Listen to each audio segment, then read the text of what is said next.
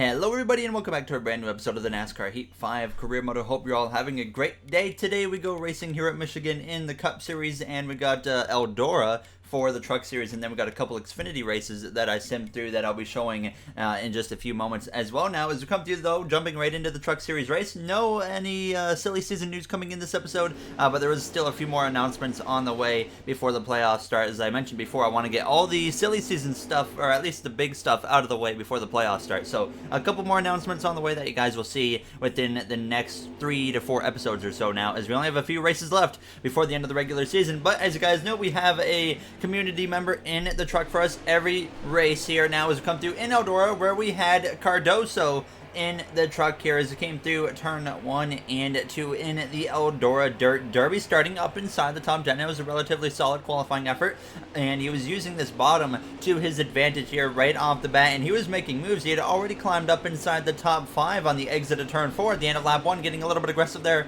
with Sheldon Creed, as it was currently the 26 of Tyler Ankrum who was out in front there as it came through out of turn 2. So Cardoso continuing to move his way now up inside actually the top 3. He would get into a bit of a scrap though. Sheldon Creed, he would take the lead, and now Cardoso was battling for second place there with Christian Eckes as he clips the wall just a little bit there on the exit of turn 4, going down into turn 1. They would continue this battle, but Cardoso came through out of turns 4 a little bit later, still battling it out with Eckes in the 18 as they were side by side at the line. Now coming up towards, at this point, the final stages of this race here in the Eldora Dirt Derby, and out of turn 2, Cardoso still side by side there with the 18 of Eckes as he goes down into turn 3. This time though, he's going to send it in pretty deep now as he came through out of turn 4, and he's actually going to be able to clear Eckes on the exit of the corner as he came through to start what would be the final lap here in the Eldora Dirt Derby. Now as he came through out of turn 2, Sheldon Creed leads the way. Unfortunately, Sheldon too far down the road to actually be able to run him down within this last lap, so Cardoso comes through turn 3 and 4 for the final time, and he's going to have a very solid second place finish here in the Eldora Dirt Derby. So cannot complain, as we have had just an incredible rookie owner season here in the Truck Series, and it continues with a runner-up finish of second place in Eldora.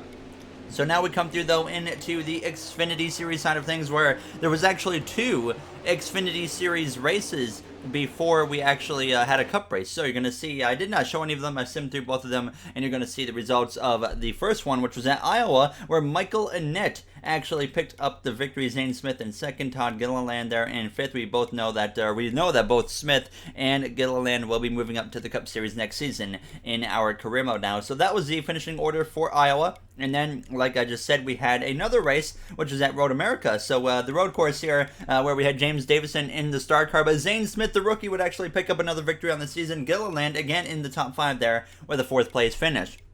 So those rookie drivers between Zane Smith as well as Todd Gilliland continue to just really light it up here in the Xfinity Series, proving that they really do deserve to maybe actually get the jump to the Cup Series after just one season now, as we're though going to come through into the Cup Series weekend here at Michigan International Speedway, a track that we haven't been able to win at yet, but we usually have a good chunk of speed here, so I was hoping that we were going to have a solid top 5 run at the minimum here today in Michigan as we come through into qualifying. The goal was to hit a 38.670 second lap, and as we go down into turn 1, want to try and arc it the best we can and get down as close as we can to that yellow line, and we got through turns 1 and 2 actually pretty well. I was very confident with the speed in this car after that corner, but I was a little bit loose on exit, which you saw for a brief moment, but I didn't get through turn 3 and 4 like I wanted to, so we come through out of turn 4, heading down this front straightaway, getting right to that white line. Now as we come through to cross the line, it is a 39.130, so we do not beat the goal, and unfortunately we will be starting down here in the 18th position for the Consumers Energy 400 at Michigan International Speedway. There you see the rest of the qualifying order on your screen right now. William Byron, Kyle Larson there just in front of us. And on pole, we got Kyle Busch with Ross Chastain, Tyler Reddick, Cole Custer up inside the top 10. Some notables there. Chase Briscoe in the teens there. Now as we come through to see Harrison Burton down in the 29th position. And in last, we got Chad Fincham here in the 49 car. So we're ready to get going, though, for the Consumers Energy 400 at Michigan International Speedway. Only a few races left in the regular season. We see the playoff standings on your screen right now. Currently, Austin Dillon, he's 66 points out, 74 for Buscher, Larson 79, Tyler Reddick 90, but Cole Custer, the first driver out, is only 24 points below the cut line. So Byron, 24 points above. So really, Jones, Blaney, Bowman, all safe right now. It's all down to can Cole Custer beat William Byron for that final spot in the playoffs now, as Austin Dillon through Tyler Reddick pretty much are going to have to win if they want to find themselves in the playoffs. I say that though, but if Austin Dillon manages to have a really good run today, he could still have a slim chance now, as we're going to get ready though to go green here for the stories of the race. There you see Chris Buescher, it's good to have friends, but William Byron, he is starting at the back of the field after failing pre-race inspection, so right there, that could be a huge implication for Byron, who's the last driver in the playoffs, trying to make it into the playoffs on points now, as he was so close to winning a few races ago at Kentucky, but his teammate Chase Elliott got the best of him. Now as Kyle Busch, our Joe Gibbs Racing teammate, leads the field to the green flag as we are underway for the Consumers Energy 400 at Michigan International Speedway. Now, as you see up on the front row, joining Kyle Busch is one of his longtime, I guess you could say, rivals of Brad Keselowski. Those two drivers have never really gotten along in the past. Now, as we go down into turn 1, Martin Truex Jr. right on that back bumper of Kyle, as we're side by side with that 43 of Kyle Larson now, who was earlier this season actually inside the playoffs. He had some very strong runs at the start of the season, and he's kind of faded as the regular season has progressed, and now he finds himself in pretty much a must-win situation if he wants to make it into the playoffs. But we already know that Kyle Larson, based off the last episode's huge episode it was at New Hampshire, Kyle Larson and myself will be going to Hendrick Motorsports. Larson driving the number 5 car, replacing the 88, and then I will be driving the number 24 car, sponsored by Razor and ZXT, Spotify, as well as Pepsi. So very excited for that next season already now, as we still though have the rest of this regular season to focus on, a regular season championship to try and get, as well as we've got to focus on the playoffs now, as we're 3 wide down this back straightaway on this second lap. Chastain on the far outside, DeBenedetto there in the middle as we go down into turn 3, but you can see early on that these other drivers are really able to make this outside lane work there on the exit of the corner down the back straightaway and the front straightaway. So I was keeping that in mind for this race, and I was obviously, I didn't really think I could make that outside line work. I've tried it before and it just doesn't seem to work for me like it does for the other drivers, unfortunately. But we come through to lap 3 now, still running in about 12th to 13th or so as we come through out of turn 2, side by side with our teammate Denny Hamlin, the driver that we're battling for that regular season championship. Hamlin gets clear right now, and Martin Truex Jr. has actually taken the lead away from Kyle Busch as we go down into turn 3 of the inside of the 8 there of Tyler Reddick. Now as we nearly get into the back of the 11 of Hamlin, Eric Jones found himself currently in P3, but I'll get up the inside of Hamlin now on lap 4, and as well pass Hamlin, get up the inside of Brad Keselowski as we go down into turn 1, and we clear him nearly for P10. Now as we do exit turn 2, sure enough we do clear that too of Keselowski. Then we run down Logano as well as Kevin Harvick. We have not gotten well with the Logano lately. Now as we go down this front straightaway, I decided to take Logano 3 wide down the front stretch here, not trying to run into him right there as I saw how much of a run we had. And as we came through to 9 laps to go in this first and opening stage, as we go up that inside of Logano and Harvick into turn 1, trying to clear both of them, but it doesn't look like it's going to work in our favor. Harvick's really been making that outside lane work so far in stage 1, as he has a huge run, as now we're actually forced 3 wide in the middle between Logano and Hamlin, who pounced on the opportunity there. Now as myself and Logano get caught up battling each other again, and there you see we lose both of ourselves a position, but we clear Logano into turn 3 and now hold on to that 10th position to get up the inside of the 48 of Alex Bowman. Bowman is still looking for his first win on the season, along with a few of his teammates like Eric Jones and William Byron. Chase Elliott currently the only Hendrick Motorsports car that has won, but all of the Hendrick Motorsports cars are still in the playoffs right now. As we came through out of turn 2 on lap 7, now Chase Briscoe, he's able to get up my inside and pass me, so once again we drift back down to P10, so it kind of felt like we had about a 10th place car at this point now, as I would though be able to fight up the inside of Kevin Harvick. The draft was just so huge at this track, and it was really allowing me to still have a chance to do anything, because I felt like the 4 car was really fast, but we were just able to use that draft to kind of get by him. So we pass him for P9, get to the back now of the 9 of Chase Elliott on lap 10, just 5 laps to go in this first and opening stage, right on the back of that 9 car, trying to push him down the straightaway to maybe kind of pull away from Kevin Harvick, but Harvick, like I said, just had such a fast race car today that we go down into turn 3, I myself and Elliott on the bottom, and Harvick just stays up top, and on the exit of turn 4 you're just going to see him reel us in as we go down this front straightaway there, as you see that gap close. So we came through now to lap 11,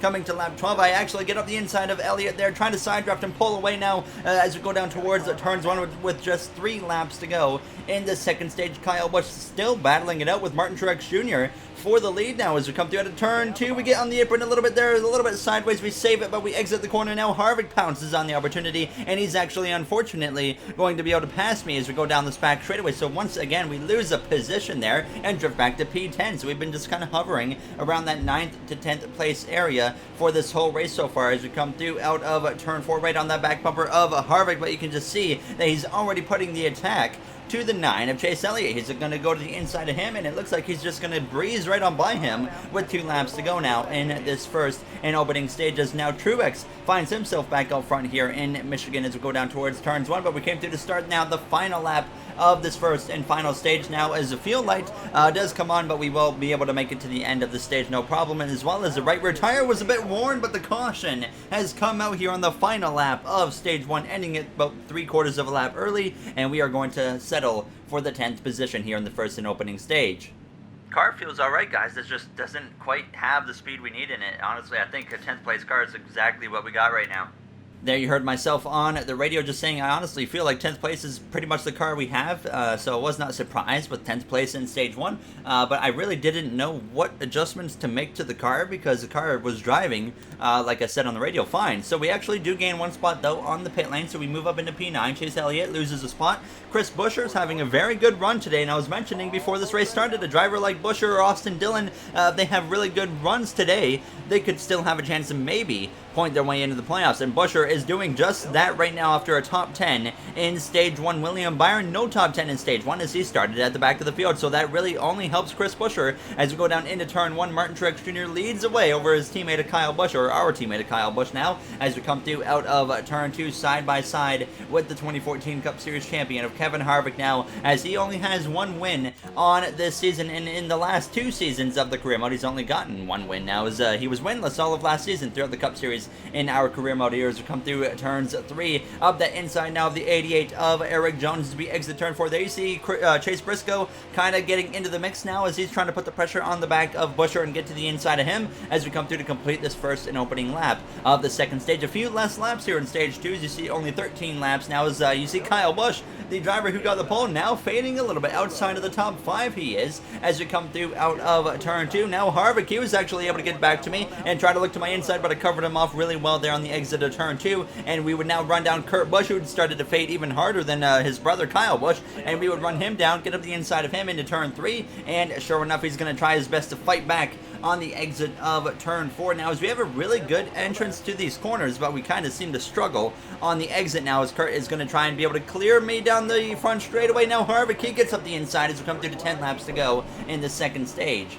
So I did a bit of a poor job defending over Harvick and didn't do a good job attacking Kurt Busch either, because now in the process of me trying to pass the one car, we end up giving a position away to Harvick as we exit turn 2 as it's Truex still out front. Hamlin was up in the mix for a little bit of time there, as you can see. After I couldn't complete that pass on Kurt Busch, the drivers in front of me, they drove away. Erik Jones was just hauling on that top lane using kind of the same line Harvick was at times, and he gets to my outside as we go down into turn 3 and 4 here as we come through the center of the corner. Hamlin still right on the back of Truex, and Chase Briscoe now up in P3 now as Erik Jones unfortunately will drive right on by me on the exit of 4, so we now drop down to P9 with less than 10 laps to go here in stage 2. So we come through next lap, around 7 laps remaining. We were actually fortunately with the draft able to stick with the 88, but the caution comes out again. Hamlin was now leading over Truex, and it looks like Ross Chastain has had issues, the driver with the worst luck throughout this season so far. Unfortunately, it continues for him.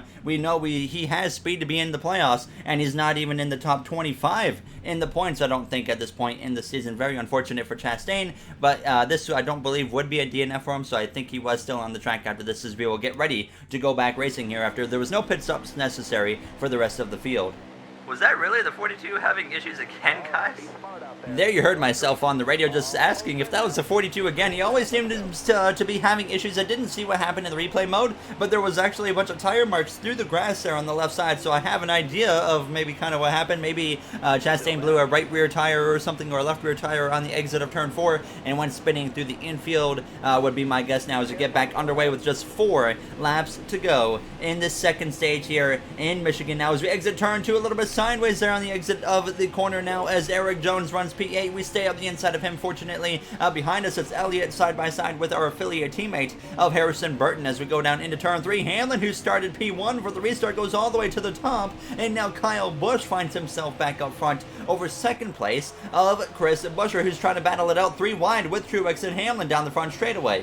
Eric Jones now is actually going to be able to clear myself, so we hold on now to P9, just over 10th place behind us of Elliott as we go down into turn 1 by Kyle Busch. Back out front now as Chase Briscoe goes up to pretty much the same lane as Hamlin, and it's really not working for them on the restart. We've seen that there's a lot of momentum down the straightaway with that outside lane, but it just does not seem to be working right now for Hamlin and Briscoe now as we get up the inside of the 88 of Eric Jones as we go down into turn 3. A bit of an aggressive move as he was already kind of covering the bottom, but I was just able to go even lower than him, and surprisingly we actually get clear without a problem. So we exit turn 4 now side by side even with the 14 of Briscoe as we go down this front stretch, which we're probably looking at the future of the Stewart-Haas Racing team in this career mode right there with Chase Briscoe, drivers like Cole Custer as well, who's still looking for his first career win in the career mode, because as you guys know, we started this career mode before Cole actually won in real life, so he is still considered a a zero-time winner here in the Cup Series for us. Now as we go down into turn 1 of the inside of Kurt Busch now as we are continuing to move our way forwards on this final lap now in stage 2 as we're up the inside of Kurt running P6, a very solid comeback here in the second stage now as Hamlin side by side with myself as we go down this back straightaway for the final time into turn 3. Kyle Busch though out front over Truex, no pressure for Kyle as it's Harvick battling with Buescher for third place as we come through out of turn 4 side by side with Hamlin, and unfortunately he has the pole from the one car and the momentum. He's going to be able to get us at the line. I side draft him hard, but it's obviously not enough now as Kyle Busch picks up the stage victory. P7 for us here in stage 2 as Chris Buescher is the one that we really got to keep an eye on right now. He managed to get Harvick there for third place, and he is picking up a lot of points currently compared to William Byron now. As like I said, he is in need of a very, very strong run today if he wants to have a chance to get into the playoffs on points now, as he might actually have the speed though if they make the proper changes to that car, and that he might even have a chance to win this race. I myself don't really kind of plan to get in the way of a driver like Chris Buescher because we don't really have anyone on the Joe Gibbs Racing team that's in danger of missing the playoffs. Of course, we've all won our way in, and we got our affiliate teammates that are just a little bit too far out, like Harrison Burton and Bubba Wallace in the 23 car, but now the third and final stage is underway here in the Consumers Energy 400 at Michigan International Speedway. 18 laps to go now as Hamlin's up my inside. Behind us we got Briscoe as well as Eric Jones, Harrison Burton, who's having a solid run. Burton's been showing a little bit of speed lately here in the career mode, and he actually took Briscoe 3 wide between him and the 88 of Eric Jones as we exit turn 2. I almost get to the outside wall there, kind of a little bit all over the place there on the exit of turn 2 as we're side by side with Denny Hamlin into turn 3, and now you see Chris Buescher up the inside of the 19 of Martin Truex Jr. and into turn 3. He is now going to move into the second position as we exit turn 4. Hamlin's able to get away from me very easily. Harvick on my outside did not have the greatest exit to the corner from Harvick now, but all of a sudden he is just going to blow me away. And now as we go down towards turns 1, Harvick's actually going to be clear for the position as we go into the corner. So that was a little bit unfortunate. I decided to try and run a little bit higher here through turns 1 and 2 to see what I could do. Seeing Harvick do it, well, I actually completely messed it up, and we exit turn 2 losing a spot to the 14, the 96, and the 88 there. So that was a complete failure, and I definitely learned very quick that probably the outside not going to work for me. As you guys know, I love to run the outside lane whenever I can, but definitely pretty evident right there that it's not going to work here in Michigan because we exit turn 4 now in P10, and we came through continuing to hang with Eric Jones as well as Harrison Burton, but the cars in front of them were driving away now at this point with 14 laps to go in this race as Kyle Busch continues to lead the way over second place of Hamlin. Third now was Chris Buescher. Fourth was Chase Briscoe. Fifth was Kurt Busch as we come through out of turn 2, running down the 96 of Harrison Burton, who seems to be fading a little bit as this run goes on. So opportunity for us, of course, to get up now into the 9th position, but we've been just kind of running, like I said earlier, in that 9th to 10th place area, which really felt right for where this car was in terms of speed. Now, as the car was driving great, so that was kind of the more frustrating part as we exit turn 4, right on that back there of the 88 of Eric Jones, as I would kind of stick with him as we came through to lap 39 now, going down towards the turn 3. Kyle was still out front, but the caution comes out with 12 laps to go here in Michigan, and this is going to force a restart with about 9 or so laps to go as everybody is coming into the pit lane, and of course I'm going to come into the pit lane as well, as we do not have enough fuel right now to make it to the end of this race. It took me a moment to kind of decide what to do with the adjustments, or with the just pit call in general, I should say now. So I decided, though, to do 1 can of fuel as well as 2 right side tires, and just see what would happen. Now, as I was thinking, maybe should I take 4 tires, should I take no tires, but I decided since 1 can of fuel, we're going to do 2 tires and get ready to go back green. Now, as you see the current order on the screen, De Benedetto all the way down there in P30, but right now McDowell being the only one with a DNF. But there you see we lose 3 positions on the pit lane to Harrison Burton, Chase Elliott, as well as Cole Custer. And I'm thinking it was maybe because we took 1 can of fuel and maybe the AI took half a can of fuel, but I'm not actually sure. But that was a bit of a unfortunate moment, because now we are 3 spots below where we were there when we came into the pit lane of P9, and we're on the outside. But fortunately, a hole opens up between Custer and Logano. I get aggressive right away. We go into turn 1 3 wide there with the 41 and the 9 of Cole Custer, as well as Chase Elliott here with 8 laps to go. And the Consumers Energy 400 now down this back straightaway 3 wide in front of us between Burton, Eric Jones, as well as our teammate of Martin Truex Jr. So currently 3 by 3 as we go into turn 3, and now Kyle Busch trying to hold on to the lead, but he's actually lost it to the 14 of Chase Briscoe as we exit turn 4. So less than 10 laps to go, and now Briscoe out front as we're right on the back of the 96 of Burton. I decided, instead of maybe forcing it up his inside, I decided to give him a bit of a push, and you see the momentum carry him a little bit further ahead now, as we're still 3 wide with Jones and now Truex as we go down into turn 1. But now Hamlin, he's all the way up on the outside as Briscoe continues to lead over second place to Kyle Busch. Busher right up there in the mix, as well as we would get a run though on Harrison Burton into turn 3 now on lap 44. I go up the inside of him now as Kyle Busch, he gets up the inside of the 14 of Briscoe, and he moves back to the lead. Kyle Busch, probably the strongest car all day, but I was very kind of caught off guard by the speed in this car all of a sudden. Now, as I was starting to question if the other drivers took any tires at all, because you can see I passed Kurt Busch for 6th place, and this is just the best we've been doing all day long. We get a run on Hamlin, we look to the inside of him down the back straightaway, and we just continue all of a sudden moving our way forwards. Now up the inside of the 14 of Chase Briscoe into turn 3, nearly into the back of the 17 of Chris Buescher, but we would clear Briscoe now into turn 1 with 5 laps to go as Harvick, he drifts down to P3. Kyle Busch driving away at this point as I would get up the inside as well of Harvick into turn 3, and all of a sudden we find ourselves in P3, so I was just confused, to be honest. I didn't know how in the world the car all of a sudden got to this kind of caliber of performance, but Chris Buescher ran down Kyle Busch with 3 laps to go, and now is in position to potentially be an underdog winner, just like he was in his rookie season of the Cup Series after winning in Pocono after a rain delay. Then like some fog came in and gave him the victory. Now as we go down into turn 1, now as Buescher trying to put on the pressure to Kyle Busch with less than 2 laps to go at this point, as we have no pressure from behind. We have driven away from 4th place on back, but Buescher there you see trying to show his nose, saying, hey, I'm here, ready to make a move. So we come through to the final lap now in the Consumers Energy 400 at Michigan International Speedway. Still no pressure from behind, and it's all on now between Buescher and Kyle Busch, as I do not quite unfortunately have the speed to at least run them down. So we're going to have to settle here for P3 and watch this fight here between Kyle Busch as well as Chris Buescher, who's in a position where he can win himself into the playoffs. Now as we go down this back straightaway, he's looking to the inside, but is it going to be enough as we actually have a spin out of turns 1 and 2? It's Ryan Newman into the outside wall now, and fortunately he seems to be okay, but now he nearly goes up and over and gets hit again by the 66 of Timmy Hill, and the caution comes out on the final lap in Michigan, and that is the race over, as Kyle Busch does not actually have to worry about Buescher making a move because the caution came out when we got to the corner. So there you see the finishing order on your screen. Kyle Busch with the victory, which I believe that was his 2nd win now on the season, as Ross Chastain rallied back to a 16th place finish. Chad Fincham inside the top 30. We got Bubba Wallace unfortunately in P30, and Ryan Newman down there in 35th. But I was really curious to see what would have happened there if the green flag had stayed out. Buescher maybe would have had the opportunity there to make a move, but fortunately for us, I was kind of happy that he didn't win because it just kind of helps drivers like William Byron or Alex Bowman and whatnot get into the playoffs still.